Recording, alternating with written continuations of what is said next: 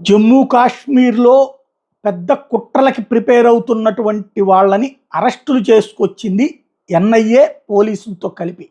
కాశ్మీర్లో భద్రతా దళాలు వరుస ఆపరేషన్ నిర్వహించారు. 6 ఉగ్రవాదులను అరెస్ట్ చేశారు. చర్యలతో ఉగ్రవాద నెట్వర్క్కి గట్టి దెబ్బ తగిలింది అనలేం, ఇంకా ఉంటూనే ఉంటారు అక్కడ. పుల్వామా జిల్లాలోని రాజ్పారా సమీపంలోని సిబినాథ్ దగ్గర ఉన్న ఎర్వాన్ అటవీ ప్రాంతంలో జాయింట్ ఆపరేషన్ జరిగింది. జమ్మూ కాశ్మీర్ పోలీసులతో పాటు 44 రాష్ట్రీయ రైఫిల్స్, 183 సిఆర్పిఎఫ్ బలగాలు కలిసి పనిచేసి 2 ఉగ్రవాదులను పట్టుకున్నారు. వాళ్ళ దగ్గర నుంచి ఒక పిస్టల్, 12 తూటాలు, ఓ హ్యాండ్ గ్రెనేడ్ దొరికినాయి. షోషియాన్ జిల్లాలోని నర్వానీ తోటలో మరో ఆపరేషన్ జరిగింది.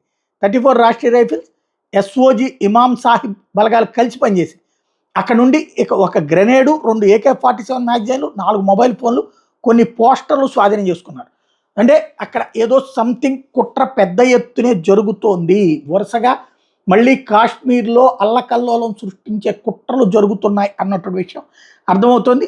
దాంతో ఎలర్ట్ అయ్యారు.